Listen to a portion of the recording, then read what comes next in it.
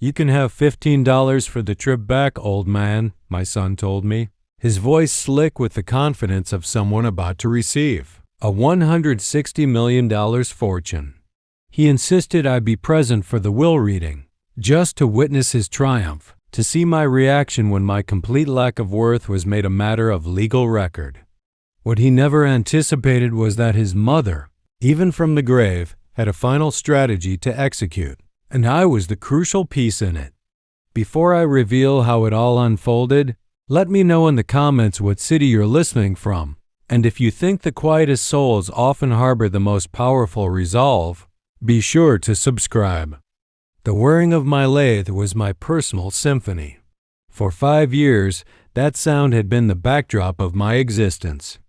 Every high-pitched spin was a musical note, every curl of maple a verse. In my modest Austin workshop, I wasn't a disgraced architect or a discarded husband. I was simply a woodworker, a man who fashioned honest, solid things from damaged fragments. My hands, rough and marked from a lifetime of labor, understood the language of timber. It is always truthful. It doesn't deceive. It simply exists with all its flaws and unique grain. I respected that. The scent of varnish and linseed oil was my only perfume. I was shaping a rocking chair, feeling the gentle arc of the armrest form under my touch. It was a serene life, a peaceful one. Then the tranquility shattered. My ancient flip phone on the cluttered bench started to vibrate, its buzz a jarring interruption. I shut off the lathe and the abrupt quiet was almost overwhelming. After wiping my hands on my sawdust-covered jeans, I walked over and checked the screen. 2 words glared back, cold and unfamiliar. Daniel Sterling. 20 years. That was how long it had been. 2 decades without a single call that wasn't a demand or an insult. No holiday greetings, no birthday wishes, just a vast, hollow silence constructed brick by brick with resentment and disdain. I had believed that silence would persist until one of us died. I guess I was partially correct. I took a long breath, the air flavored with oak, and opened the phone. My voice was gruff from lack of use. "Hello." The voice on the other end was sharp, clipped, and belonged to a universe far removed from my workshop. It was the sound of Los Angeles traffic and custom-tailored suits. Robert. He never called me father. Not anymore. I was Robert, a name he uttered as if it were a trivial bother. "Daniel, your mother has passed." There was no sorrow in his tone, no sense of loss. He delivered the news with the emotional flatness of a reporter reading a script. "Last week. Aneurysm. It was quick." I stood motionless, gazing out the workshop window at the sun-scorched Texas field. A strange numbness washed over me. Cassandra was gone. The words felt wrong. She had always been a tempest of will and ingenuity, brilliant, stunning, and completely devastating. To imagine her as simply gone felt incorrect. He grew irritated by my silence. "Did you hear me?" "The service?" I started to ask, my throat dry. He cut me off. "It's done. You weren't invited. Now listen, this is the reason for my call. Her attorney requires your attendance. The will reading. This Thursday, 9 a.m. sharp. The offices of Sterling and Reed. Downtown LA, don't be late." It wasn't a request. It was a command issued from on high by a son who had long ago crowned himself ruler of a world I no longer inhabited. I finally found my voice, keeping it level. "I have no reason to be there, Daniel. Cassandra and I settled everything 20 years ago in that courtroom. I have nothing of hers, and she has nothing of mine." A sound came through the phone, a short, ugly burst of a laugh. It was a noise devoid of any joy, a sound of pure, unadulterated scorn. And that sound, more than any words, stirred something ancient within me. "Oh, I know you're not getting a cent," he sneered. "Don't be an idiot. My mother loathed you. But it's a legal formality, a procedural step. You must be there in person to officially hear that you are a non-entity. A documented, notarized confirmation of your irrelevance to this family." He paused, letting the venom take effect. "Personally, I just want to watch your face. I want to see that quiet, fraudulent dignity of yours disintegrate when you hear it read aloud. It's the only entertainment you're still capable of providing." The intended humiliation was so raw, so direct, it was almost impressive. This wasn't the anger of a hurt child. This was the calculated cruelty of a victor wanting to grind his opponent's face into the dust. "Are you finished?" I asked, my voice dangerously low. "Nearly," he said, his tone dripping with condescending amusement. "Don't worry about the journey back. I'll give you $15 for the bus fare home. Consider it a farewell present." And then the line went dead. Click. I stood there, the phone still pressed to my ear, listening to the dial tone. The workshop's silence returned, but it was different now. It was dense, suffocating. Anger and old emotions I had buried under years of sawdust and acceptance began to glow.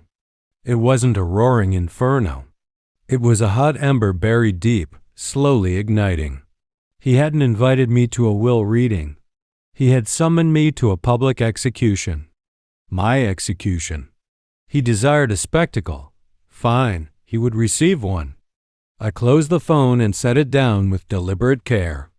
I walked to the half-finished rocking chair and ran my palm over its smooth, honest curve. Then I turned and walked out of the workshop into the small attached house. I went to my closet, past the flannel shirts and worn jeans that were my daily uniform.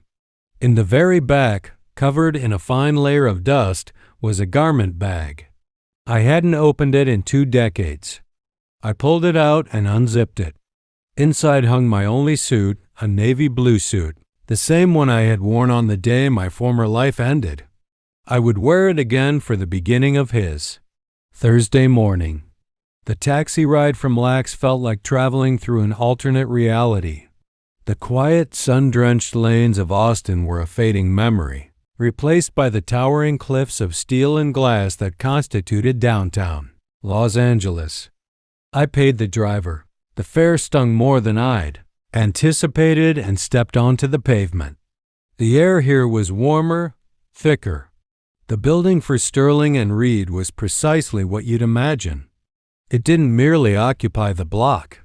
It commanded it, a sheer face of dark glass and refined limestone. I pushed through the heavy glass doors, and the city's noise was instantly silenced, replaced by a deep, respectful hush. The lobby was a temple erected to worship affluence. The floors were expanses of black marble, so highly polished I could see the warped reflection of the ceiling lights far above. The walls were paneled in light, sleek walnut, smelling faintly of polish and established wealth. I had dedicated my life to designing structures, but I had never conceived a space like this. This wasn't designed for human comfort. It was built to intimidate, to remind every person who entered of their own insignificance. And I felt small. I was wearing my only suit, the navy blue one. The fabric was quality, a fine weave you rarely see now. But it was 20 years out of fashion. The cut was too loose, the lapels too wide. It was clean. I had ironed it myself back in Austin until the crease on the trousers was sharp enough to cut. But it was dated. It was the suit I had worn to the divorce hearing. The last time I had seen Cassandra face to face. The last time I had seen her look at me with anything other than cold disappointment fueled by the de-hauled fancy falsehoods my son had whispered to her. I could still detect the faint odor of cedar, a scent of preservation and the past. As I approached the reception desk, my old leather-soled shoes made a solitary click-clack on the marble. The sound seemed to echo embarrassingly loud in the tomb-like quiet. A few young associates, men and women in their 30s, wearing suits that cost more than my entire truck, glanced up from their devices. Their eyes didn't linger. They scanned, categorized, and dismissed me in one fluid motion. I wasn't a client. I wasn't a threat. I was just obsolete and irregularity. I felt like a grease stain on a perfect white canvas, a coffee spill on an important contract. I didn't belong, and I knew that was the entire objective. This was Daniel's opening gambit, summoning me to his domain, to the citadel of influence, while I was clad in the armor of my most significant defeat. I reached the reception desk, a slab of black marble that looked like it was quarried from a mountain. The woman behind it was young, brunette, and wore a headset so streamlined it appeared to be part of her. "May I help you?" Her voice was bright, but her eyes were indifferent. "I'm here for a 9 a.m. appointment," I said, my voice rough, like unsanded wood. The reading of Cassandra Sterling's will. "My name is Robert Sterling." Her eyes flickered. The name Sterling registered, but the face didn't correspond. She was expecting, undoubtedly, someone who looked like Daniel, someone who belonged, not me. A flash of confusion, then contempt crossed her features before the professional facade snapped back into place. "Of course," she said, her smile not touching her eyes. "Mr. Abrams is expecting you. Please have a seat. They will be with you shortly." She gestured toward a waiting area, a cluster of low-slung gray leather sofas arranged around a large chrome table. I sat on the edge of one. The leather was cool and firm. I clasped my hands together, my coarse, calloused woodworker's hands resting on the fabric of my old suit. I looked at the expensive, abstract art on the walls. It meant nothing to me. It was just color and shape intended to occupy space. I was a phantom, a relic from a past they had all consented to inter. And I was sitting here waiting to be informed that I was officially, legally worth nothing, just as my son had promised. The anger from that phone call, the hot, simmering ember, glowed a little brighter. I was not here to be shamed. I was here to conclude this. They didn't simply walk into the waiting area. They made an entrance. It was Daniel, and he wasn't alone. He moved with an unearned assurance, the swagger of a man who has never been denied anything. He wore a black Brioni suit that likely cost more than I earned in a year. It fit him impeccably, highlighting a physique maintained by personal trainers, not physical toil. His hair was perfectly styled. His watch was a flash of platinum on his wrist, and his expression was one of bored privilege. Following him were his accessories. The first was a young woman, strikingly thin and beautiful in a severe, artificial way. She was poured into a tight designer dress and clutched a tiny purse, as if it were a lifeline. Her name, I would learn, was Chloe. She was absorbed in her phone, her thumb scrolling endlessly.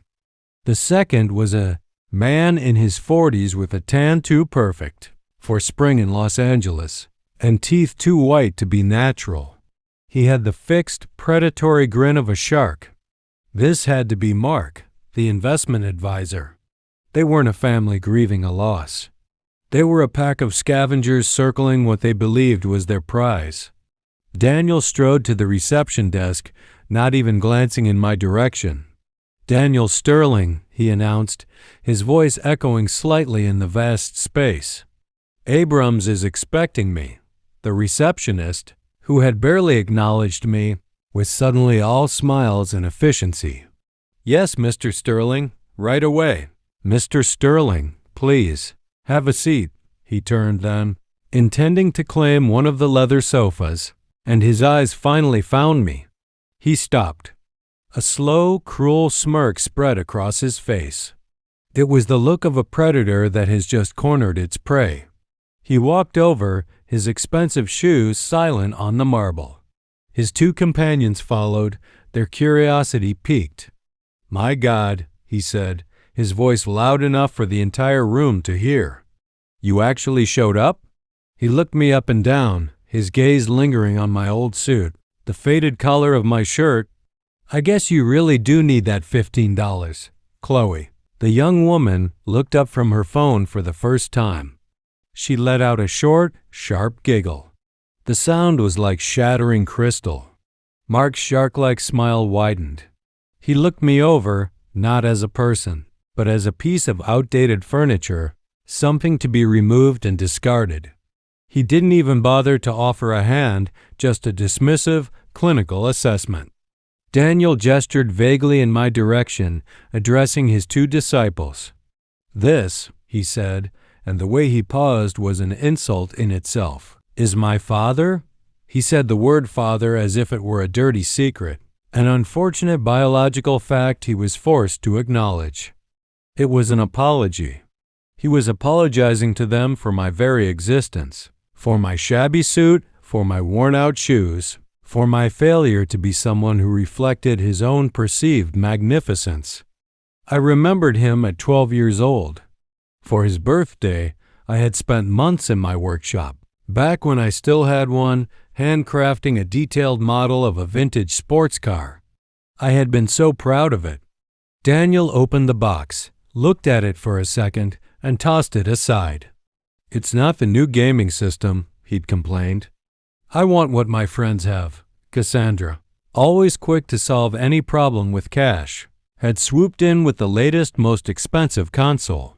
She had created this monster, one indulged whim at a time. This man standing before me wasn't a man at all. He was just a collection of desires wrapped in a $15,000 suit. I didn't say anything. I just looked at him. I met his smug, arrogant gaze and held it. I didn't flinch. I didn't defend myself. My silence seemed to unsettle him more than any angry retort could have. He was expecting a reaction, begging, pleading, fury, anything to confirm his power over me. I gave him nothing. I just sat there, a ghost in a blue suit, observing the show he was so desperate to produce. His smirk tightened. He wasn't having as much fun as he'd planned. He turned away from me, speaking to Mark. "So, the first thing we do is liquidate the commercial real estate in." He was cut off by the sound of a heavy mahogany door opening. A man stood in the doorway, and the entire atmosphere in the room shifted. The temperature seemed to drop 10 degrees. The performance was about to begin. My son stood there, basking in the glow of his own arrogance, and my mind drifted back. His 12th birthday. The whole house smelled of frosting and excitement. I had spent months in my old workshop, crafting a model of a classic Jaguar for him by hand. It was a perfect replica. I'd shaped the tiny wheels, coiled the miniature steering wheel, hand-painted the emblem on the hood. I was so proud of it. I thought he would adore it. He opened the box, looked at it for maybe 3 seconds, and then tossed it aside onto the floor. "It's not the new gaming system," he'd announced to the room. "I want what my friends have." And Cassandra, my wife, she hadn't corrected him. She hadn't explained the value of a gift made with love. She had just swooped in with a brightly wrapped box containing the newest, most expensive video game console. She wasn't being kind. She was being expedient. She had built this monster, piece by piece, purchasing his affection because earning it was too difficult. And even then, I think she knew it. The memory was so vivid, it was almost a physical sensation, acrid and sorrowful. It was severed by the sound of a heavy mahogany door swinging open. A man in his late 50s stood in the doorway. He was of average height and wore a perfectly fitted black suit that spoke of quiet authority, not ostentatious wealth. This was Mr. Abrams. He had the face of a diplomat, impassive and difficult to decipher, with eyes that didn't just see you. They evaluated you, measured you, and filed you away. The quiet confidence he radiated instantly silenced the room. Even Daniel seemed to diminish slightly. His gaze swept across the room, passing over Daniel and his entourage as if they were part of the furnishings. And then his eyes found me. He held my gaze for a moment, and I saw a flicker of something in his expression. It wasn't pity. It was something closer to recognition. He walked toward me. "Mr. Sterling," he said, his voice level and respectful. "Thank you for coming." He didn't offer a hand, but the words were a handshake in themselves. They were a simple acknowledgement of my presence, of my right to be there. Then, and only then, did he turn to my son. "Mr. Sterling," he said. The same name, but the tone was different, colder, formal, stripped of any warmth. The slight was so subtle that a lesser man might have missed it. But Daniel's entire world was built on a fragile framework of status and preferential treatment. The fact that I, the exile, had been acknowledged first was a direct challenge to his authority. I saw a flicker of irritation in his eyes, a tightening of his jaw. He tried to mask it with a wave of dismissive arrogance. "Let's get this over with, Abrams," he snapped, his voice sharp with impatience. "I have a reservation at Mastro's to celebrate. I don't plan to be late." Mr. Abrams's expression didn't change. He simply nodded once. "As you wish," he said, turning and holding the door to the conference room open. "This way, please." The conference room was just as cold and imposing as the lobby, but with an added layer of finality. A single enormous table made of light, polished walnut dominated the center of the room. It was so reflective it looked like a still pond. Floor-to-ceiling windows lined one wall, but they didn't offer a view of the sky, just a close-up, sterile look at the beige skyscraper across the street. It was a room designed for executing agreements and overwhelming opposition. Daniel naturally took the seat at the far end of the table from the door, the one that clearly designated him as the new head of the family. He leaned back, spreading his arms wide, staking his claim. Chloe and Mark sat on either side of him like a queen and bishop guarding their king. I took a seat near the door, an afterthought. I was just there to occupy a chair, a legal formality. I placed my calloused hands on the table, a stark contrast to the perfect, unblemished wood. Mr. Abrams walked to the head of the table. He didn't sit. He placed a thick, leather-bound document on the surface with a soft, definitive thud. The air in the room seemed to grow thinner. He deliberately pulled his chair out, sat down, and then with methodical slowness reached into his breast pocket and produced a pair of simple, silver-rimmed reading glasses. He put them on, his movements precise, unhurried. He was in complete control. He opened the binder. The pages were thick, ivory-colored. He cleared his throat. "This," he began, his voice filling the room, "is the last will and testament of Cassandra Alara Sterling, dated July 12th of this year.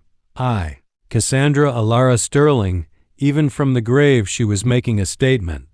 She had taken my name in marriage, but she had constructed her empire with hers. Sterling, a name that was a brand, a name worth, according to my son, $160 million. Abrams's voice was a monotone, a perfect instrument for legal documents. "Being of sound mind and body, I do hereby declare this to be my last will and testament, revoking all former wills and codicils heretofore made by me." Daniel sighed, a gust of impatient air, and glanced at his expensive watch. He was already bored. "First," Abrams continued, "I direct that all my just debts and funeral expenses be paid from my estate." He paused, then turned the page. "Second, I give and bequeath the sum of $75,000, tax-free, to my longtime assistant, Eleanor Vance, in gratitude for her 20 years of loyal service and her unwavering discretion."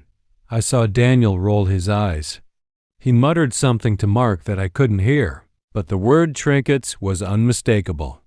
I, however, found myself feeling a small, internal warmth. Eleanor, I remembered her. She had been with Cassandra even before the wealth became immense. A kind, quiet woman who had always had a fresh pot of tea for me in the kitchen after one of my heated arguments with Cassandra. She had witnessed it all. She deserved every penny. It was a glimpse of the woman I once knew. Cassandra could be generous. She just selected her moments. Third, Abrams read on, his voice unwavering, I give and bequeath the sum of $150,000 to the Pacific Coral Reef Conservation Alliance. This time it was Chloe who reacted. She let out a little disbelieving scoff. Coral? She whispered to Daniel, loud enough for me to hear. Is she for real?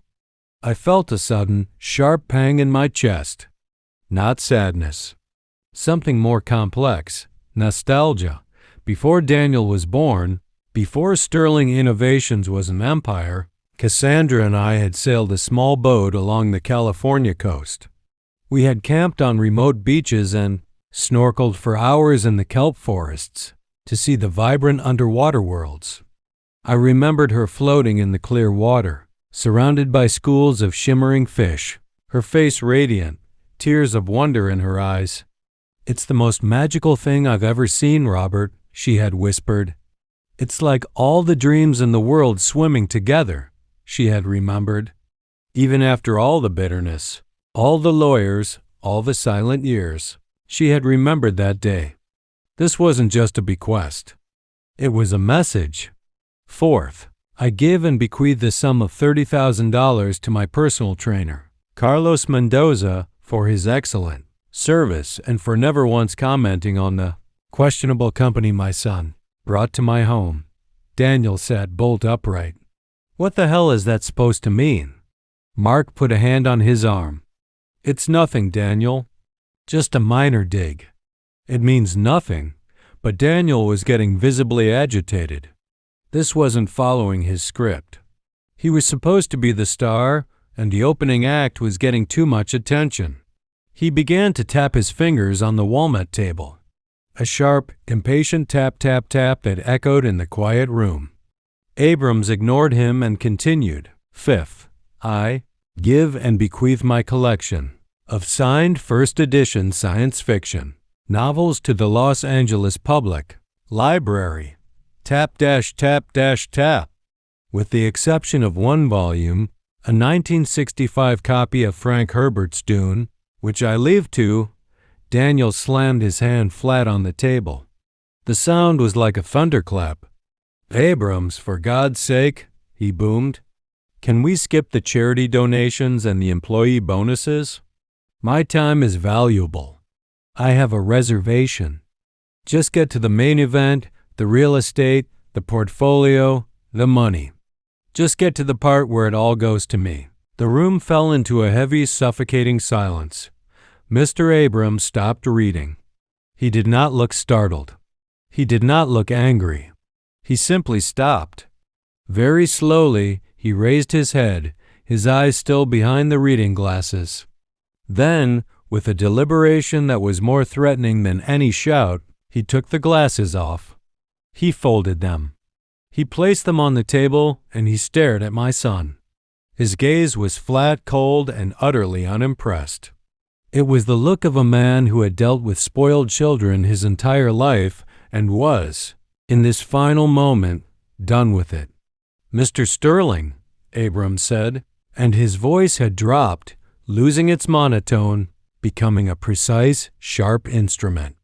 This is not a negotiation. It is not a business meeting. It is the legal proclamation of a deceased woman's final wishes. I will read every single word in this document exactly as your mother wrote it. And you will sit there and you will listen. Is that understood? Daniel's face flushed a dark, ugly red. He had been challenged. He had been reprimanded like a child. He opened his mouth, then closed it. He looked at Mark, who subtly shook his head. He was trapped. Abrams held his gaze for one beat longer. Then, satisfied, he put his glasses back on. He picked up the document. He deliberately flattened the page, took a small, composed sip of water from a glass beside him, and cleared his throat. He had made my son wait. He had reestablished control. Very well, Abrams said, his voice returning to the neutral monotone. Let us continue. Fifth, as I was saying, I leave my first edition copy of Dune to, he paused. and I could have sworn I saw the barest hint of a smile at the corner of his mouth. Ah, no, that's been rescinded. Let's move on. Sixth, regarding the personal, associates of my son, Abrams's.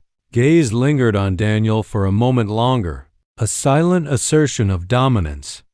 Then, as if a switch had been flicked, he returned to the document, his voice resuming its steady, neutral cadence.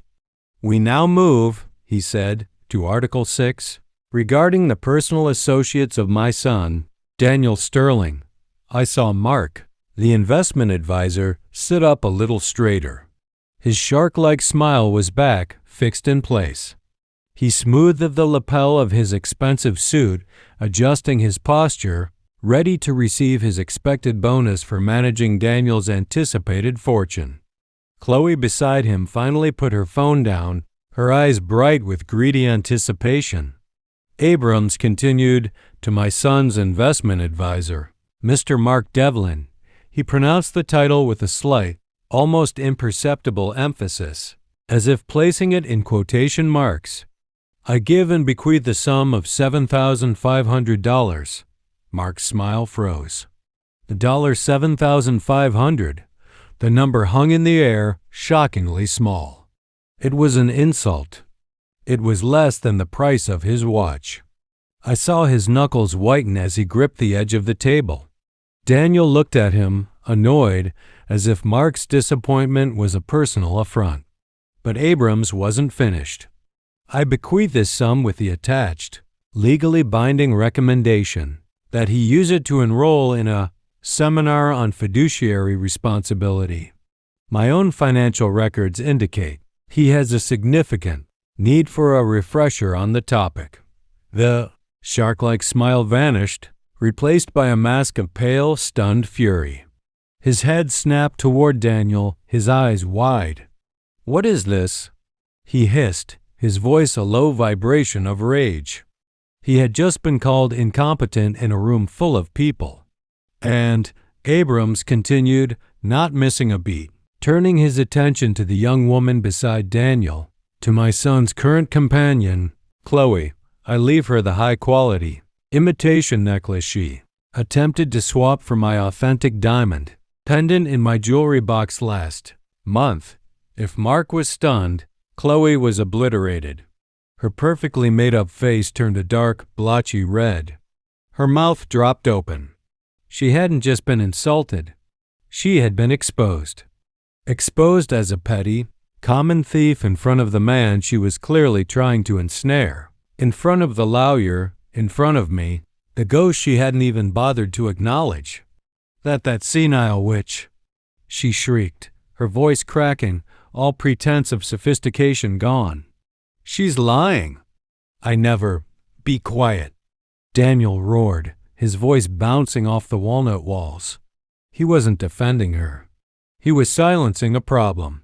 His carefully constructed image was crumbling. His entourage was being dismantled piece by a dead woman's words. He was furious, not because they were insulted, but because this was taking too long. This was messy. This was not part of his victory celebration. It doesn't matter, he snarled at both of them. It's nothing. It's a joke. Who cares about a necklace? Who cares about $7,500?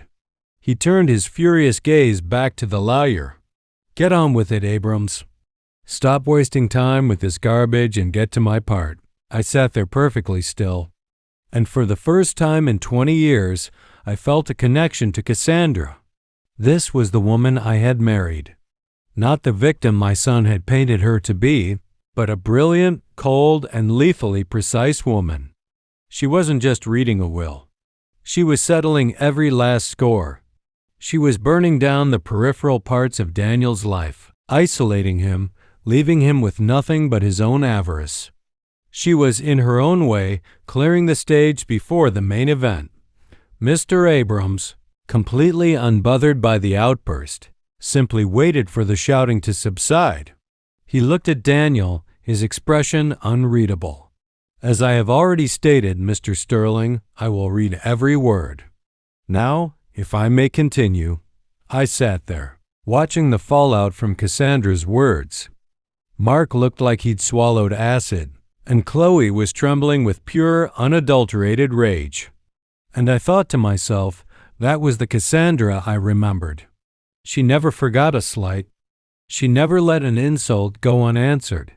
She kept a perfect, detailed ledger of every wrong ever done to her. And even in death, from inside a leather-bound document, she was still surgically precise. She was still settling her accounts. Abrams let the silence settle for a moment longer. Then he turned the page. The room tensed. This was it. After clearing away the debris, this was the primary focus.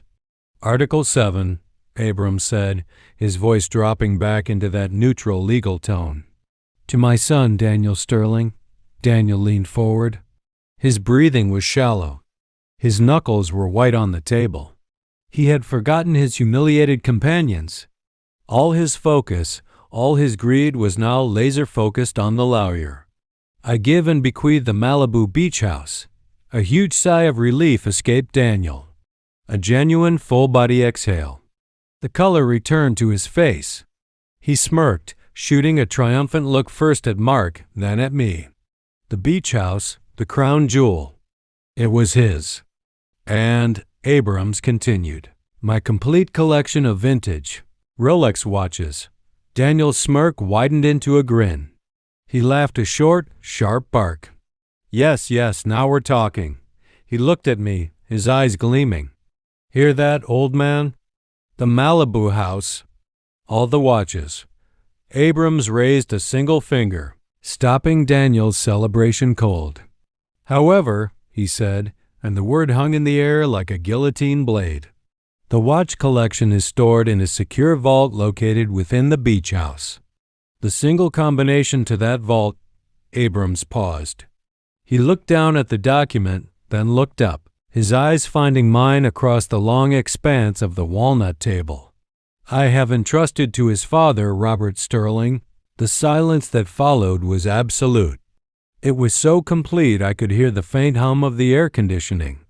Chloe and Mark, lost in their own humiliation moments before, snapped their heads toward me. Daniel just stared. His face, which had been flushed with victory, went pale. His grin dissolved. What? His voice was quiet, disbelieving. What did you just say? He asked Abrams, his voice rising. The combination, Mr. Sterling, was entrusted to your father. Daniel slammed his hands on the table and stood up, the chair scraping violently behind him. What are you talking about? Is this a joke? A sick joke? He pointed a shaking finger at me. Him? He hasn't seen her in 20 years. He doesn't even know where she lived. He's a nobody. Every eye in the room was on me, and I was just as stunned as he was. I stared at Abrams, my mind reeling. A combination. Cassandra had given me a combination. What did it mean? Was it another one of her games? Another way to twist the knife, even from the grave? I had no combination. I had no idea what any of them were talking about. I just sat there, the ghost in the blue suit, suddenly and very uncomfortably, the center of everyone's attention. My son was screaming. His face was a mask of disbelief and rage. But I wasn't really in that cold walnut room anymore. As Mr. Abrams shuffled the papers, the sound of the thick, creamy stock sliding against itself seemed to pull me back, through 20 years of anger and silence to a different kind of crisis. I wasn't in Los Angeles. I was in our old house in Santa Barbara. It was 2004. It was 2 a.m. and the house was dark except for the single light in Cassandra's home office. I found her there not crying, but worse. She was just sitting, staring at a wall of financial charts, her face pale and completely blank. She looked shattered. Sterling Innovations, the company that was her life, her passion, her entire identity, was hemorrhaging. It was on the verge of total, catastrophic collapse. She had over-leveraged, pouring millions into a speculative tech startup. She had trusted the wrong partners. The entire venture was built on a foundation of bad code and shifting market trends. And now it had all fallen apart. The venture capitalists were calling in their loans. Her board was threatening to oust her. She was facing not just bankruptcy, but professional oblivion. I remember sitting down next to her in that dark office, the computer screen casting ghostly shadows on her face. "It's over, Robert," she had whispered, her voice hollow. "Everything I've built. It's all gone. They're going to take the house. They're going to take everything." She wasn't just afraid of being poor. We had been poor before when we started. She was terrified of being a failure, of being seen as a fool. Her entire world was built on her reputation as a brilliant, infallible innovator. And now that reputation was about to be publicly executed. She looked at me. Her eyes, usually so full of fire and ambition, were just empty. "They're talking about breach of fiduciary duty," she'd said, the words barely audible. "They're saying I misled them." I looked at the woman who was my wife, the mother of my son, the brilliant, infuriating, passionate woman I had loved, and I knew in that moment that she was drowning and she was about to pull all of us down with her. The memory from 2004 solidified, sharp and agonizing. Cassandra sitting in her office, utterly broken. She didn't just look broken. She was broken. For a week, our house was a tomb.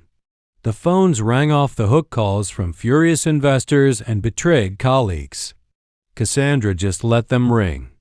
She stopped eating. She stopped sleeping. She would just sit in her office staring at the company's financials on her computer screen, watching the numbers bleed into a sea of red. She was paralyzed. She was drowning. And then, about a week into this living nightmare, a hand reached out. It didn't come from a bank. It didn't come from a friend or a trusted colleague.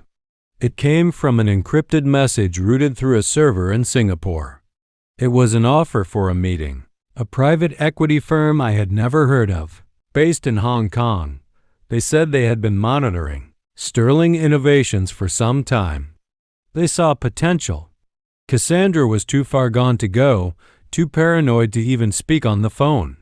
She was a ghost. She begged me to go. I was still her husband, her partner in life, even if I wasn't her partner in business. I was the architect. I understood the structural side of her empire better than anyone. So, I went. I met them in a sterile, soulless conference room at a hotel near Lax. There were 3 of them. They were not bankers. They were young, impeccably dressed in dark, identical suits, and they had the dead, cold eyes of men who had seen too much. They were polite, too polite. It was the kind of politeness that feels more threatening than a direct insult. They laid out the terms on the table. It was, on the surface, a miracle. It was breathtakingly simple. They would inject $80 million into Sterling Innovations, effective immediately. Enough to stabilize the failing startup. Enough to pay off the angriest investors. Enough to silence the lawsuits that were threatening her position. It was a total rescue. I sat there, stunned. In return, I asked, my voice cautious, "What do you want in return?" The lead negotiator, a man with a faint Australian accent, just slid a thin leather-bound folder across the table. "We are investors, Mr. Sterling. We simply want to invest in future projects. We believe in the Sterling brand. We want to help you build." I brought that folder home. It felt heavy, like it was made of lead.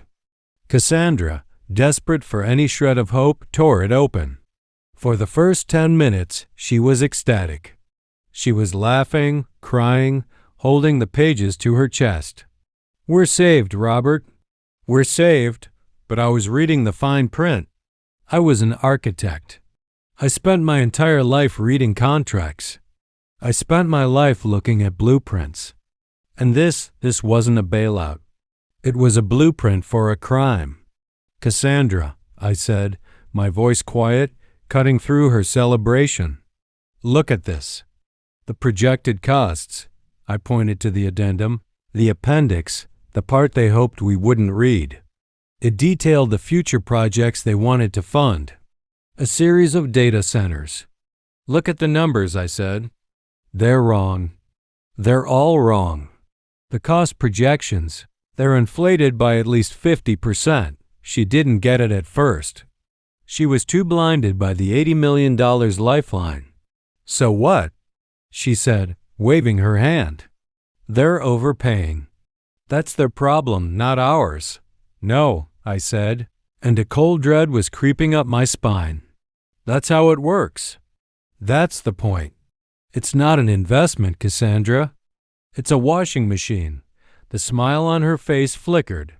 What are you talking about? They give us $80 million in clean capital now, I explained, my voice flat. It saves the company. It makes us whole. In return, we build their future projects, but we don't bill them for the real cost. We bill them for the inflated cost. We bill them for $120 million. We pay their shell companies, their suppliers in the British Virgin Islands, that extra $40 million. We take their dirty money and we make it clean. We make it look like legitimate infrastructure payments. I tapped the signature page. They're not investing, Cassandra. They're laundering, and they want to use your company, your name as the detergent. The color drained from her face. She finally, truly understood. She had spent her entire life, her entire soul, building the Sterling name into a symbol of innovation, quality, and integrity. And these men were going to use it to wash their blood money. No, she whispered. I won't do it. Then we declare bankruptcy, I said, stating the simple, brutal fact. It's over. No, she screamed. The word ripped out of her throat. She jumped up, pacing the office like a caged animal, her hands twisting in her hair. No, I can't. You don't understand. Robert. She grabbed the front of my shirt, her nails digging into my chest. If we go bankrupt, they'll investigate. They'll do a forensic audit.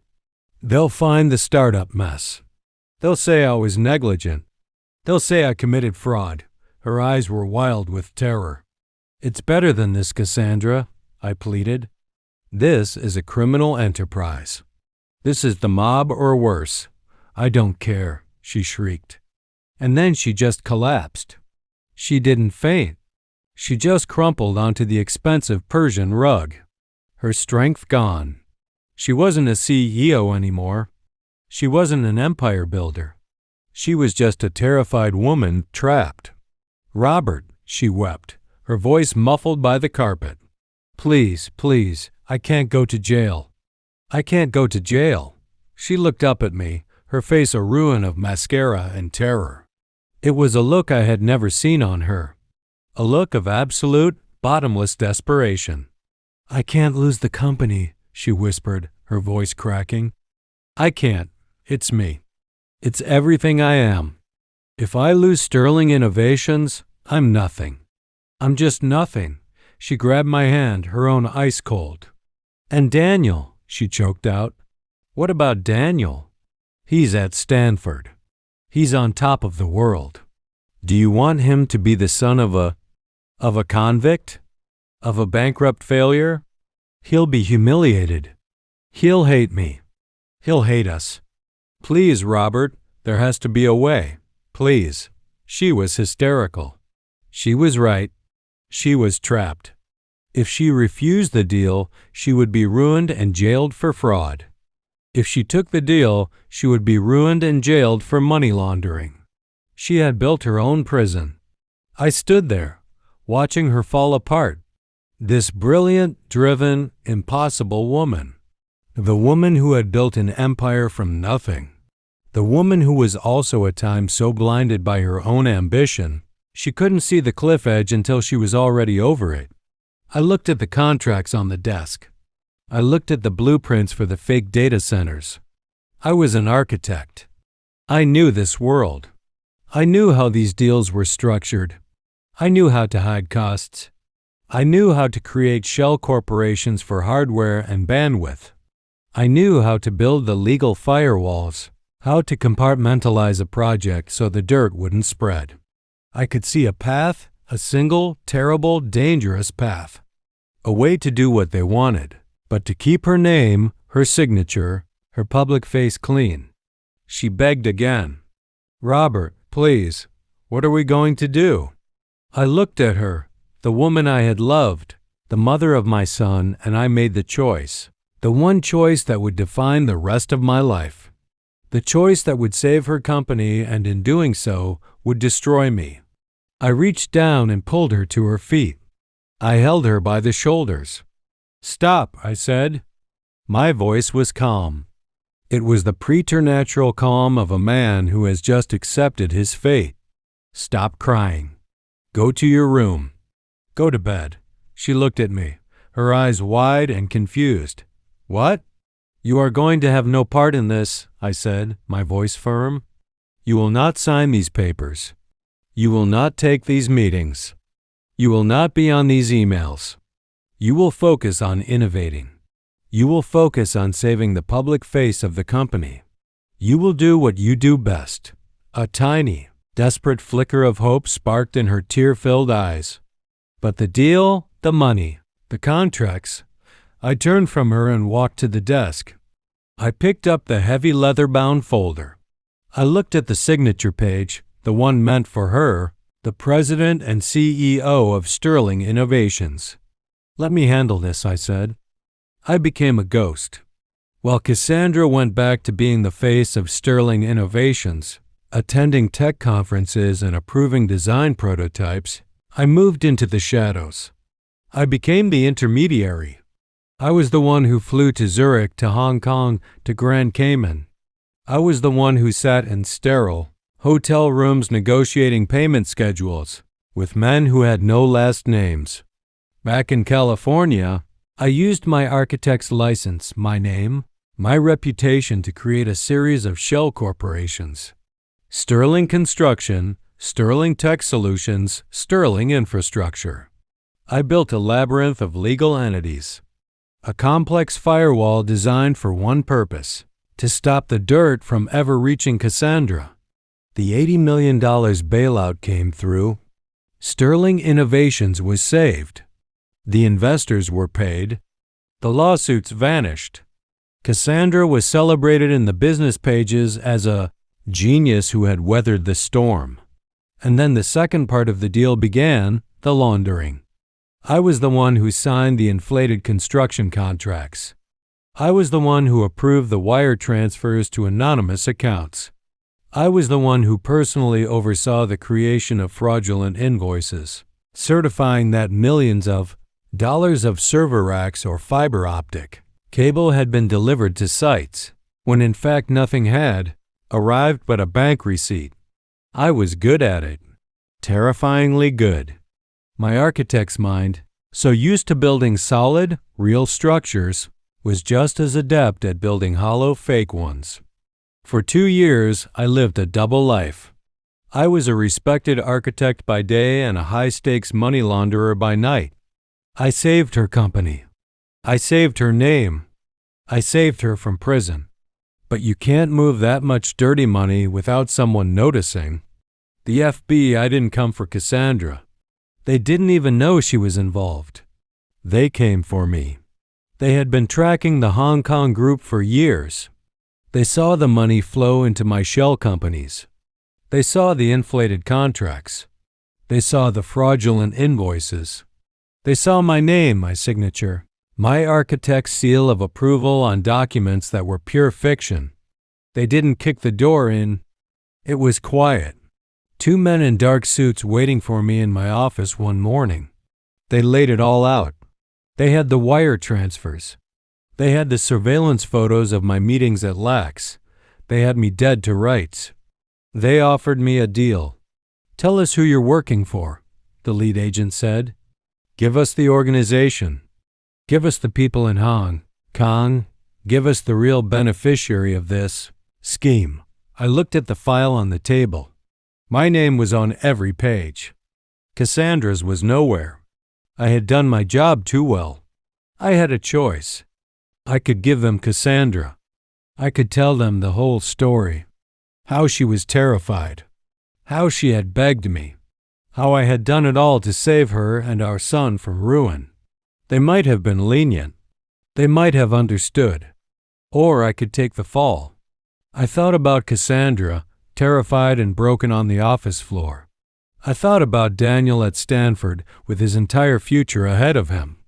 A future built on his mother's glittering empire. An empire that was now technically funded by criminals. So I made the second choice, the one that sealed my fate.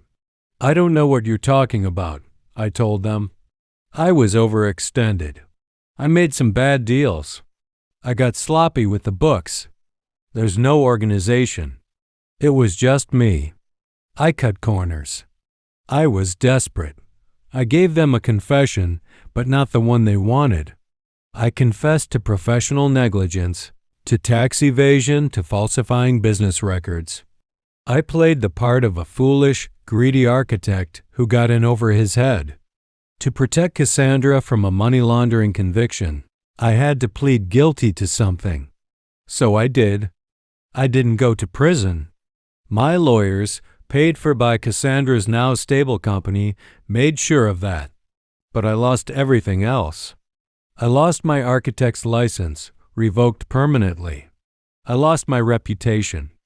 My name was dragged through the mud. Robert Sterling, disgraced architect. I was a pariah. And that's when my son Daniel twisted the knife. He was 22, home from Stanford, and he saw his chance. He went to his mother, not in comfort, but in anger. He betrayed you, Daniel had screamed at her, a performance I learned about later. He used your company. He embezzled money behind your back. He's a criminal. He humiliated you. He humiliated me. He presented her with an easy narrative, a simple story. In his version, I wasn't the savior. I was the villain. And Cassandra, seeing her company saved, seeing her name completely clear, and seeing my name utterly destroyed, she took the easy way out. She chose the story that made her the victim. She chose her son's version of the truth. She filed for divorce. She claimed she was the wronged party, the trusting wife betrayed by her greedy criminal husband. And she let Daniel, our son, believe it. She let the whole world believe it. She never said a word in my defense. She just let me burn. That was the price for saving her. The voice was calm, but it sliced through 20 years of memory like a sharp chisel. I blinked. The dark, desperate office in Santa Barbara dissolved, replaced by the cold, polished walnut of the conference room. My heart was pounding. The past felt more real than the present. I looked up. Mr. Abrams was watching me, his expression neutral, but everyone else was staring at me. Mark, the investment advisor, had a look of greedy calculation in his eyes. Chloe, the girlfriend, was looking at me as if for the first time, a flicker of curiosity in her otherwise vacant expression. And Daniel, my son, was staring at me with an intensity that was almost frightening. His face was a thundercloud of suspicion and rage. The veins in his neck were standing out. The combination, he spat, his voice low and dangerous. Where is it? What did she give you? He was convinced this was a scheme, a final bitter trick played by his mother with me as her willing accomplice. He saw conspiracy in every shadow. I looked from his furious face to Mr. Abrams's calm one, searching for an answer, but there was none. My mind was a complete blank. The last 2 decades had been a quiet life of wood shavings and solitude. A combination to a vault full of watches? It was absurd. It was a detail from a life that was no longer mine. It felt like a line from someone else's script. I looked back at my son. His entire $160 million inheritance, in his mind, was now being held up by me, the ghost he had summoned here for his own amusement. I shook my head, not in defiance, but in genuine bewilderment. "I don't know what you're talking about," I said, and it was the absolute truth. My "I don't know" hung in the air, a simple, unadorned fact. Daniel stared at me, his face a canvas of pure disbelief, which quickly curdled into contemptuous rage. He was processing this new variable, this impossible complication. He was a bull that had been momentarily stunned by a cattle prod, but it only lasted a second. He let out a harsh, guttural laugh. It was a forced sound, a performance meant to signal that he was still in control, that this was all just a minor, absurd annoyance. "It doesn't matter," he snapped, waving his hand dismissively as if swatting away a fly. "A combination. You think I care about a combination? You think I'm going to go on some treasure hunt with him?" He laughed again, louder this time. "I'll have a safecracker open that vault before lunch. It's irrelevant, a meaningless, sentimental game by a dying woman." He sat back down, but he wasn't relaxed. He was coiled like a spring wound too tight. He pointed a trembling, manicured finger at Mr. Abrams. "Enough of these games," he punctuated each word. "Enough of the assistants, enough of the choral, and enough of the combinations. Get to the point, Abrams. The main event, the assets, the $160 million. Read the part where it all comes to me. Read it now." Mr. Abrams regarded my son over the top of his reading glasses. He showed no fear. He showed no annoyance. He simply let Daniel's command hang in the air, letting its own arrogance suffocate it in the heavy silence.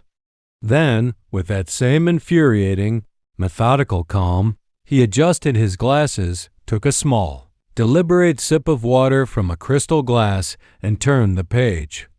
The sound of the thick, creamy paper turning was like a crack of thunder in the tense room. It was the sound of a judge turning to the final page of a verdict. He was savoring this. He was following Cassandra's script to the absolute letter. "Of course," Mr. Abrams said, his voice returning to that flat, neutral tone. "We will now proceed to Article 8, the disposition of the primary estate, the residue of all property, real and personal, wherever situated." This was it. The air in the room was so thick, I felt I could barely breathe. Daniel was leaning so far forward he was almost out of his chair, his whole body a single taut muscle of greed. Even Mark and Chloe, despite their public humiliation, were watching with rapt, desperate attention. This was the moment that would make their own small humiliations worthwhile. Abrams read from the page. "Regarding all remaining liquid assets, stocks, bonds, properties, and controlling interest in Sterling Innovations, LLC," he stopped. He deliberately paused, looking down at the page as if rereading a complex, unexpected clause. He was drawing out the moment. He was a master showman. "Come on," Daniel whispered, his voice a low hiss. "Come on." Abrams cleared his throat. "I decree the following. First, to my ex-husband, Robert Sterling." My head snapped up. Me. What was this? A sound like a strangled gasp came from Daniel. He inhaled so sharply it sounded like he'd been punched in the stomach. His face, which had been pale with anticipation, went rigid. His eyes narrowed into tiny slits of pure, unadulterated hatred, and they were fixed laser-like on me. He wasn't breathing. He was just waiting. He was a bomb, and his fuse had just been lit. I could see the muscles in his jaw clenching and unclenching, grinding his expensive teeth. What in God's name was she doing? Was this her final cruelty to give me some small, insulting sum, a few thousand, just to rub his nose in it one last time before giving him the rest? Abrams continued, his voice perfectly even, betraying not a flicker of the drama he was unleashing. "To my ex-husband, Robert Sterling, I give and bequeath the sum of $15. $15. The words just hung there. It wasn't an insult. It was a public execution. It was a joke. A petty, cruel, and profoundly childish joke. But Abrams wasn't finished. He read the final part of the clause, the part that twisted the knife and locked it in place. $15, U.S. currency, to be paid in cash. This is to cover the cost of the bus ride back to wherever it is he came from. A trip my son Daniel will surely be kind enough to suggest for him. It started as a snort, a choked, disbelieving sound. Then the dam of his self-control didn't just break. It evaporated. A laugh, a huge, roaring, braying laugh erupted from Daniel's chest. It was not a sound of humor. It was a sound of sheer, unadulterated triumph. It was a sound of such profound, malignant joy that it made the air in the cold room feel sick. He shot up from his chair, his body trembling with the force of his laughter. He pointed at me, his fingers shaking, his face turning a dark, blotchy crimson. He was crying actual tears of malicious joy streaming down his cheeks. $15, he roared. The words bounced off the walls. $15. He doubled over, slapping his hand on the priceless walnut table. Oh my God, $15. Mark, who had been sitting in a stunned, humiliated silence, now seemed to catch the new current. He saw his path back into his patron's good graces. A slow, sickly smile spread across his face. Incredible, Daniel. Just incredible. Chloe, catching on, let out a high-pitched, sycophantic shriek of laughter. $15 for a bus. Oh, Daniel, she was hilarious, wasn't she? Daniel howled, straightening up, wiping a tear from his eye. He was a performer, and he finally had his audience back. He looked at his two companions, his chest puffed with victory. She always had a wicked sense of humor. Always. He had won.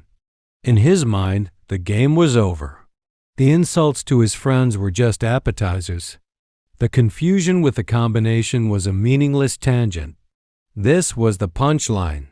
This was the moment he had been waiting for. He had been publicly, legally, and financially declared the victor. And I had been publicly, legally, and financially declared nothing. Less than nothing. A $15 joke. His laughter finally subsided, simmering down into a low, smug chuckle. He adjusted the cuffs of his Brioni suit, a gesture of absolute restored control. He was the king again. He turned his gaze on me, and all traces of humor vanished, replaced by a cold, reptilian satisfaction. A dark, evil smile played on his lips. "Well," he said, his voice dripping with false pity. "That's that, I suppose." He walked around the table, a predator circling its kill, and he stopped just a few feet away from me. He looked me up and down, his eyes filled with a disgust so profound it was almost tangible. "It's over, old man. You heard her. $15. He reached into his pocket, the one on his $15,000 suit, and pulled out a slim alligator skin wallet. He made a show of opening it, his movements slow and deliberate. "You know what?" he said, his voice a low, confidential sneer. 15 is a little insulting. Here," pulled out a $20 bill and threw it on the table in front of me. The bill skidded across the polished wood and came to rest right in front of my hands. "There, 20. Don't say I never gave you anything." And he stared at me, daring me to react, daring me to yell, to cry, to reach for the money. I did none of those things. I just sat there. I looked at the $20 bill. I looked at his smug, victorious face. And I waited. I didn't feel humiliated. I didn't feel angry. I didn't even feel sad. I just felt a deep, profound sense of anticipation, because I knew Cassandra, and I was watching Mr. Abrams, and Mr. Abrams was not moving. He was sitting at the head of the table, his face a perfect neutral mask, his hands resting on the document. He was letting the performance play out. This wasn't the end. This was the intermission. My stillness, my absolute lack of reaction, infuriated Daniel more than any outburst could have. His smile faltered. "What's the matter, old man?" He sneered. "Speechless? Cat got your tongue?" He scoffed. "Whatever. It's done. It's all mine. Finally, you can get the hell out of here now. Go back to your sawdust shed or whatever hole you crawled out of. And don't forget your bus money." He turned his back on me, a final act of dismissal. He walked back to his chair, clapping Mark on the shoulder. "Right, Mastros, we have a lot of champagne to drink." He grabbed his suit jacket, ready to leave, ready to start his new life. Daniel had his jacket halfway on. He was beaming, clapping Mark on the back so hard it was almost a punch. "Right," he said, his voice loud and booming. "Mastros, I'm going to buy the entire champagne list." "Abrams," he called over his shoulder, not even looking at the lawyer, "just have your girl send the papers to my office for me to sign. I'm done here." He turned to leave, a king departing his own coronation. "Mr. Sterling." The voice cut through the air like a sheet of ice. It wasn't loud, but it had a core of absolute steel. It stopped everyone. It stopped Daniel in his tracks, his jacket half on, one foot already turned toward the door. He turned back, his triumphant, laughing face slowly hardening. "What?" Mr. Abrams was still seated. He hadn't moved an inch. He was looking at Daniel, and his expression was no longer neutral. It was cold. "Please sit down." The smile on Daniel's face didn't just fade. It was wiped clean, as if by a solvent. The blood drained from his face, leaving the blotchy red patches from his laughter looking like burns. "What did you say?" he whispered, his voice suddenly small. "I said," Harrison repeated, his voice dangerously quiet, "sit down." "I have not finished reading." "Finished?" Daniel's voice cracked. "What are you talking about?" "You read it. $15. The joke. It's over. You're done, Mr. Abrams." With the slow, deliberate motion of a man revealing the winning card, reached down to his briefcase, which sat on the floor beside him. He did not touch the leather-bound will that was already on the table. He brought up a second, thinner folder. It was simple manila, but it was bound with a thick red wax seal. It looked important. "That," Mr. Abrams said, tapping the large leather binder on the table, "was the conclusion of the original last will and testament." He then placed the new folder on the table. "This," he said, his voice dropping, "is a codicil, a legally binding addendum." He looked directly at Daniel, his eyes unblinking.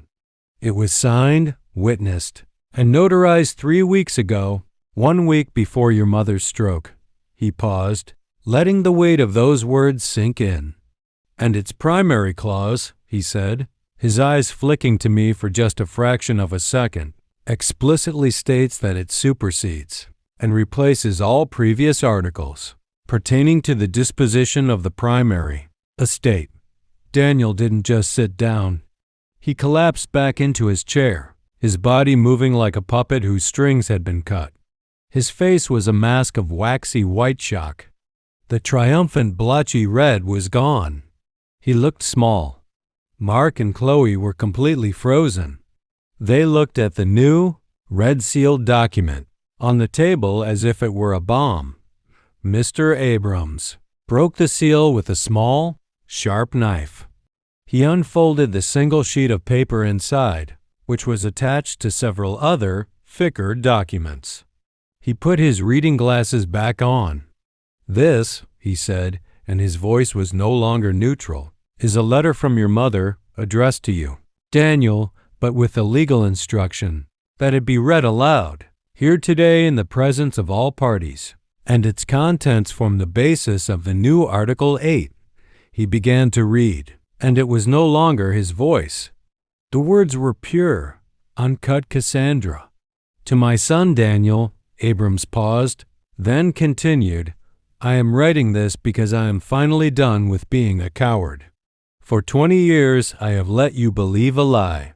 A lie that I created, a lie that I nurtured, a lie that I allowed to destroy a good man, your father. What? Daniel whispered. It was a dry, rasping sound. The story you grew up with, Abrams read. The story of your criminal, scheming father who betrayed me and embezzled from the company is a complete fabrication. The opposite of the truth. No. Daniel's voice was a sudden, strangled shriek. He lunged halfway across the table, his eyes wild. She was sick. She was senile. That's not her. This is a fake, he pointed at me. He got to her. He manipulated her. This is a scam. He turned to his lawyer, Mark, his eyes pleading. Mark, tell him this is inadmissible. She wasn't competent. We'll contest this. We'll tear this apart. Mr. Abrams, looking profoundly bored, held up a hand to stop the tirade. He slowly lifted one of the other documents that had been in the sealed folder. On that subject, Abrams said, his voice cutting through Daniel's panic. Attached to this codicil is a full 40-page psychiatric and cognitive evaluation of your mother conducted by a panel of 3 independent, board-certified neurologists and psychiatrists.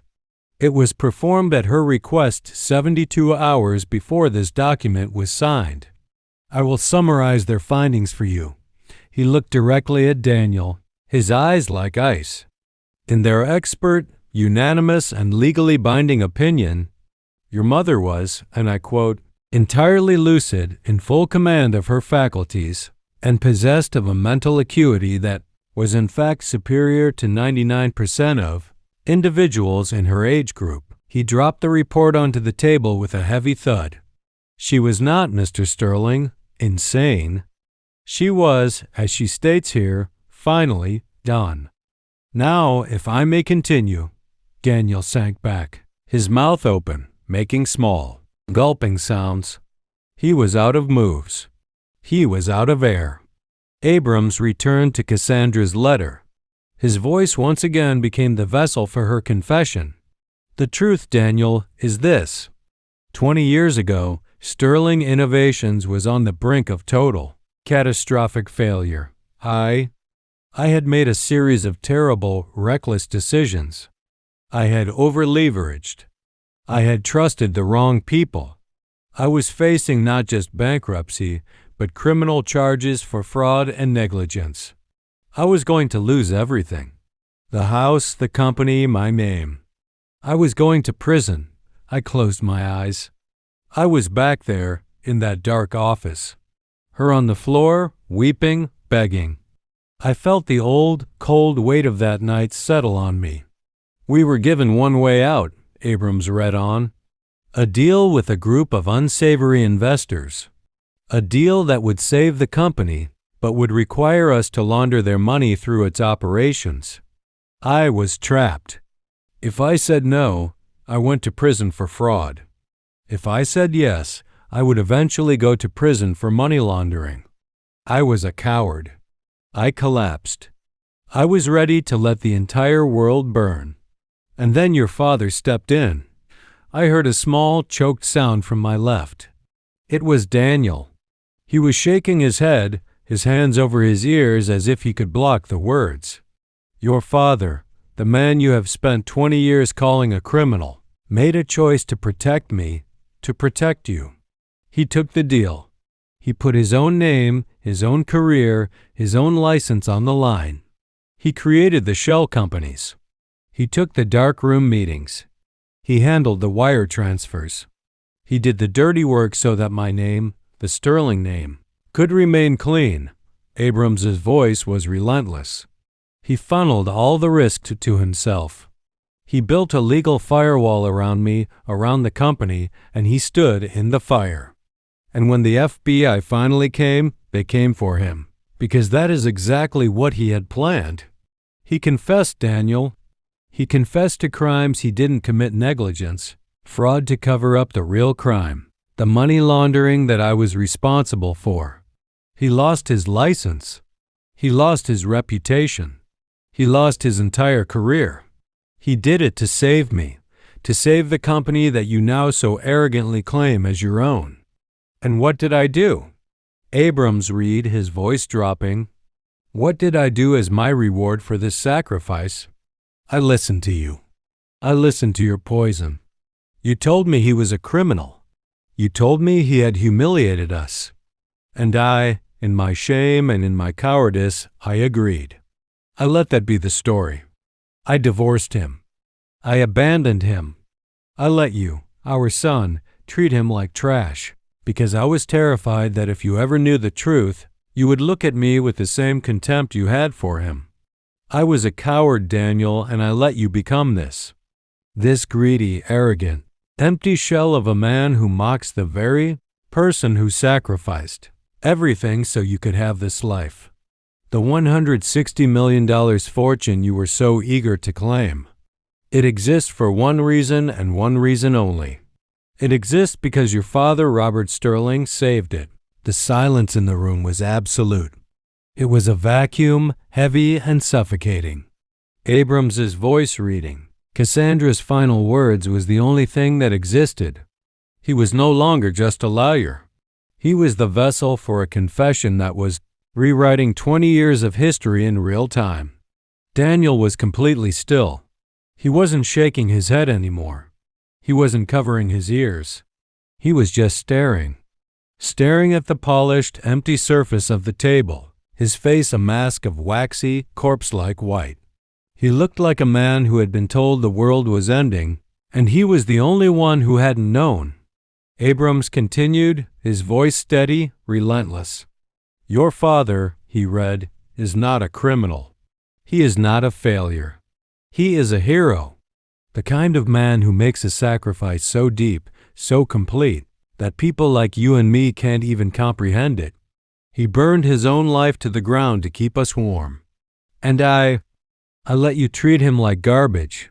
I encouraged you to treat him like garbage. I used your contempt for him as a shield to hide my own shame. Every time you mocked him, every time you called him a washed-up old man, it was one more stone on the wall I built to protect myself from the truth. The truth that I was the weak one, that I was the failure, that I was the one who had betrayed this family. My hands were shaking. I clasped them together on the table, my knuckles white. I could feel the hot sting of tears behind my eyes, a feeling I hadn't experienced in decades. It wasn't sadness.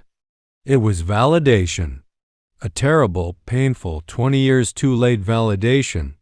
Abrams's voice pushed on, each word a hammer blow, dismantling the entire foundation of my son's life. This $160 million fortune, he read. This empire you've been waiting to inherit like a spoiled prince. It does not exist because of you. It does not even exist because of me. It exists in its entirety because of Robert Sterling. You, Daniel, Cassandra's words were now a direct, brutal assault, have never worked a real day in your life. You have never built anything. You have never sacrificed anything. You are just a parasite, a creature of appetite. You have done nothing but spend money that you didn't earn, all while sitting in judgment of the one man who actually earned it for you.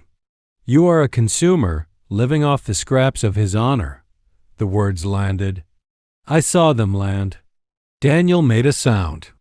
It was a small, broken animal noise, a sound from deep in his chest. No, he whispered to the table. No, she didn't. She loved me. She'd know.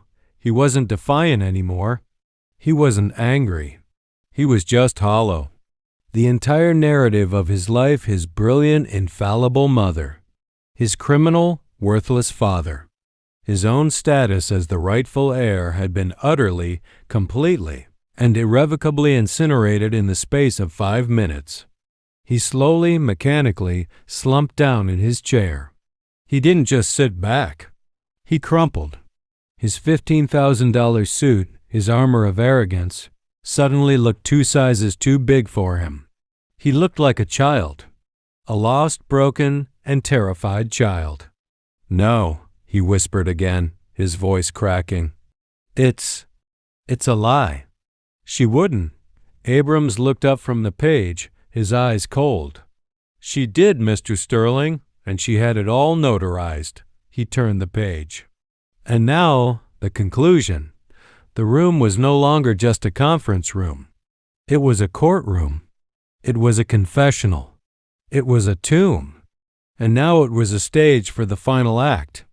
Daniel was a hollow shell, slumped in his expensive suit. He was staring at the table, but I knew he wasn't seeing the polished wood. He was seeing the entire 20-year-long lie of his life, now exposed in the harsh fluorescent light. Mark and Chloe were frozen, their own petty ambitions rendered completely irrelevant. They were just collateral damage in a war they never even knew was being fought. Mr. Abrams's voice, which had carried the weight of Cassandra's confession, now shifted. It became harder, more formal. This was the judgment. This was the final, legal, and binding word. He turned the last page of the codicil. "Your mother's letter," he said, looking directly at Daniel, "serves as the legal and moral preamble to this, the final binding article of her last will and testament. It supersedes all that came before it. This is Article 8, the final disposition." He cleared his throat. He began to read. Therefore, he read Cassandra's final words, having stated the unvarnished truth, and in an effort to correct, insofar as money is able, a betrayal that can never be undone, he paused. His eyes scanned the room, making sure he had the absolute, undivided attention of every soul present. He did. The silence was so complete, I could hear the tiny mechanical whir of the vac system. "I hereby decree as my final wish and binding testament," he continued, his voice steady, "all of my property, real and personal, wherever situated, all of my stocks, bonds, and liquid assets, my art collection, my private holdings, and most importantly, my entire, unencumbered, 100%, controlling interest in Sterling Innovations, LLC and all its subsidiaries, an estate with a current estimated value of $160 million. He read the list of assets like a judge reading a death sentence. It wasn't a prize. It was a weight, an empire, an impossible burden. Daniel didn't move. He didn't breathe. He was a statue of a man, his skin the color of ash. "All of this," Abrams read, "I give, devise, and bequeath." He stopped. He stopped and he looked up. He didn't look at Daniel. He didn't look at Mark or Chloe. His eyes, clear and steady behind his glasses, moved across the long, polished table. And they found me. He held my gaze. In that 1 second of silence, my entire life seemed to hang in the balance. My workshop, my sawdust, my quiet, solitary peace. I wasn't thinking about money. I wasn't thinking about victory. I was thinking, what has she done? What final, terrible, complicated game was this? I was still reeling from the confession, from the validation that had been stolen from me for 2 decades. The money, the empire, was a complication I couldn't even process. It was a different language. Mr. Abrams looked back down at the page. "I give, devise, and bequeath to my ex-husband, Robert Sterling." The words didn't land. They just hung in the air. Robert Sterling. Me, the man in the 20-year-old suit. The man who had been summoned here for a public execution. I heard a sound. A small, wet, gasping sound. It was Daniel. But I couldn't look at him. I couldn't move. It felt as if the roof of the building had been removed and the entire, crushing weight of the Los Angeles sky was pressing down on my shoulders. $160 million. Sterling Innovations. It wasn't a gift. It was a life sentence. It was a chain. It was her way of pulling me back from my quiet obscurity, back into the world of glass and steel and contracts and lies that I had run from. I could feel my heart pounding, a slow, heavy drumbeat in my chest. Thump, thump, thump. Mr. Abrams, bless him, didn't let the moment hang. He didn't let anyone react. He knew that the next words were the most important. He knew the money was just a tool. The reason was the payload. He continued reading, his voice firm, projecting into the stunned, dead silence of the room.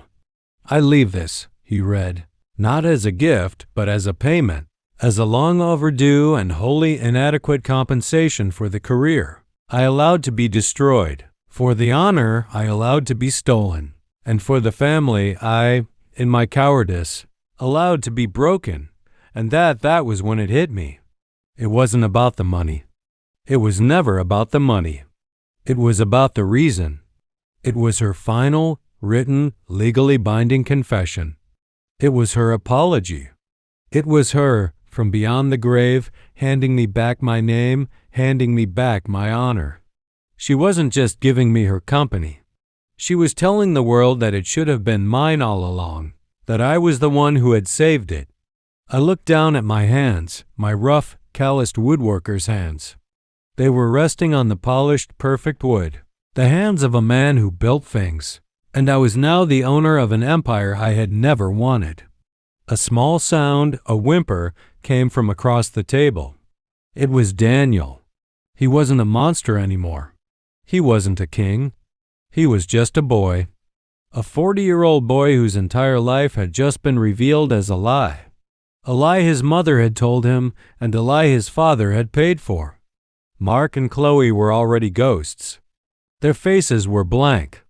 Their minds unable to process this reality.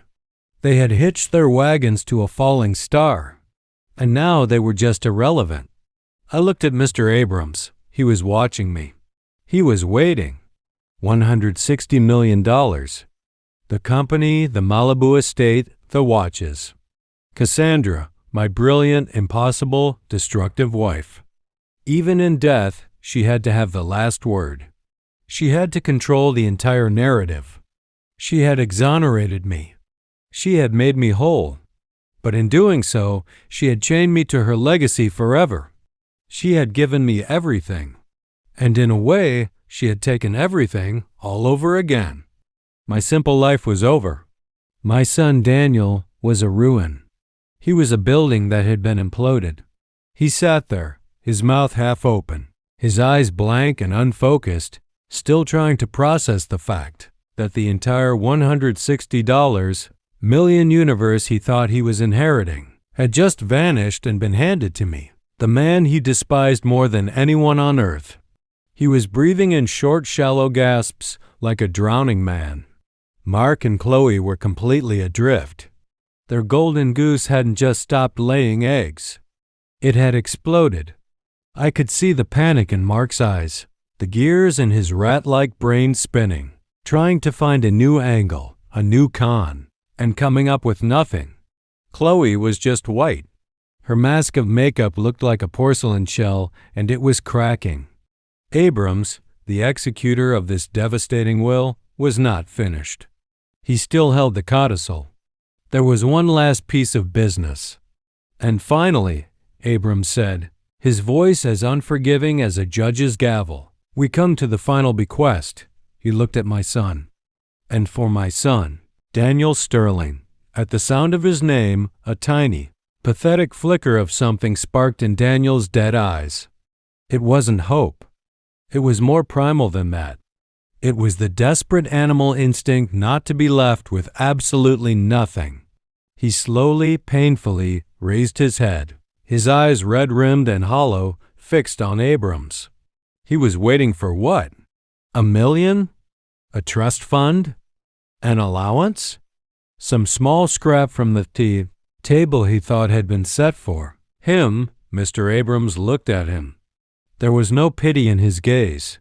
There was no emotion at all. It was just the final, cold execution of his duty. "For my son Daniel," he read, "who has already received a lifetime's worth of fortune, both in the money he spent so freely and in the sacrifices he never acknowledged, I leave him only one thing." Abrams paused. He looked down at the paper, then back at Daniel. "I leave him precisely what he so thoughtfully and publicly offered to his father." I felt my breath catch.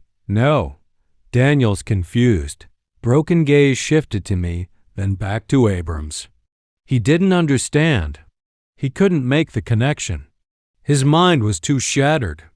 I don't, he stammered. What? Mr. Abrams did not reply. Instead, with a slow, deliberate motion, he reached to the side of his desk. He opened a single drawer. His hand went inside and emerged holding one item. A check. A single bank-certified cashier's check.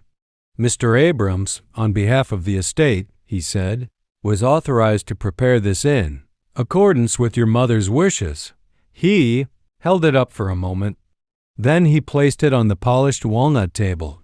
He slid it across the vast expanse of wood.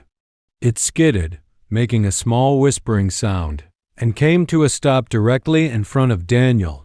$15, Abrams said. His voice was flat, final. Your inheritance, Mr. Sterling, as your mother specified. For your bus fare.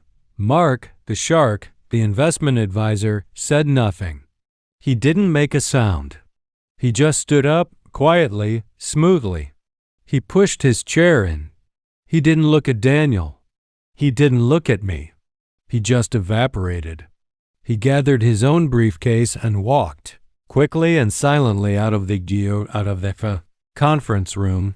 He was gone. Chloe, on the other hand, was not silent. She looked at the check. She looked at Daniel's broken, pathetic face, and her expression, which had been one of shock, curdled into something else. It was pure, unadulterated disgust. The revulsion of a predator for a mate who had suddenly become weak. The man she had attached, herself to the source of the diamond pendants and the Malibu, life was nothing. He was a $15 man. You, she hissed, her voice low and full of venom. You're pathetic. She stood up, grabbed her own expensive purse, the real one, and without a single look back, she too walked out of the room. The click-clack of her high heels on the marble floor outside was the only sound. And then there were three. The check. The $15 check. It sat on the polished wood. A final, brutal monument to my son's arrogance. Daniel stared at it. His breathing, which had been shallow and gasping, just stopped. For a full 5 seconds, he was completely motionless. He was a statue of ruin. I could see the tiny muscles in his cheek twitching, the only sign of life. And then he exploded. It wasn't a word. It was a scream, a primal, guttural roar of such pure, undiluted rage that it felt like a physical blow. It was the sound of a man who had not just lost everything, but who had just realized, in one horrifying instant, that he was nothing. No, his arms flew out, sweeping the table. Glasses, notepads, the heavy water pitcher. Everything went flying. The crystal shattered against the walnut wall. I'll sue you, he shrieked, his voice cracking, spittle flying from his lips. He wasn't talking to Abrams. He was screaming at the universe, at his dead mother. I'll sue all of you. She was crazy. She was senile. I'll prove it. I'll burn it all to the ground. He spun, his movements jerky and uncoordinated, his eyes wild and bloodshot. And then his gaze landed on me.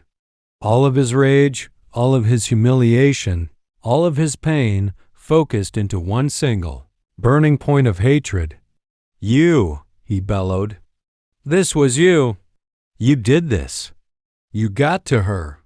You manipulated her. You thief. And with that, he lunged. He didn't just walk. He launched himself across the room, his chair crashing to the floor behind him. He wasn't a businessman anymore.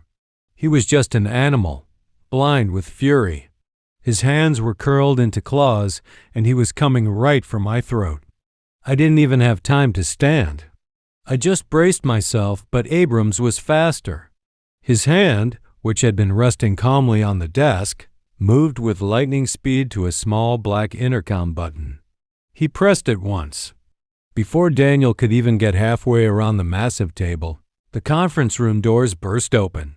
Not one, but two security guards filled the doorway. These were not mall cop types. These were men built like linebackers, professionals in dark suits with earpieces. The kind of men who protect billionaires and heads of state. Daniel, blinded by his own rage, didn't even see them until they had him. One guard grabbed his left arm, the other grabbed his right. They spun him around his $1,000 suit jacket ripping at the seam and pinned his arms, behind his back with brutal, practiced efficiency. "Get your hands off me!" he screamed, his voice a pathetic mix of fury and panic. He struggled, thrashing against their grip, but it was like a gnat struggling against steel. Mr. Abrams stood up slowly. He looked at the wreckage of his conference room. He looked at the struggling, weeping, screaming man held captive by his security. He didn't raise his voice. He didn't have to. "Remove him," he said, his voice flat and cold. "You can't do this to me." Daniel shrieked as they began to drag him backward out of the room. "I am Daniel Sterling. I own this building. I'll have your jobs." And Mr. Sterling," Abrams added, his voice cutting through the tantrum. Daniel froze, his head twisting around, his eyes still wild. Abrams pointed to the small, white check still sitting innocently on the table. "Don't forget your inheritance." That broke him. The last shred of his sanity snapped. He began to curse. He cursed Abrams. He cursed his mother. But most of all, he cursed me. "I'll kill you, old man. Do you hear me? I'll kill you." He was still screaming, still fighting, as they dragged him out into the hallway and toward the elevators, his expensive shoes scuffing pathetically on the marble floor. The heavy mahogany doors swung shut, and he was gone. The heavy mahogany doors clicked shut. The silence that rushed in to fill the vacuum of Daniel's rage was profound. It was a thick, heavy quiet, broken only by the sound of my own breathing and the distant, muffled wail of a siren in the city far below. The adrenaline that had been holding me upright, the shock of the last hour, all of it drained away at once. I felt tired. Tired in a way that went bone deep. 20 years of exhaustion seemed to land on me all at once. I slumped in my chair, the old wool of my suit suddenly feeling heavy as armor. There were only two of us left. Me, the man who now owned everything, and Mr. Abrams, the man who had delivered the verdict.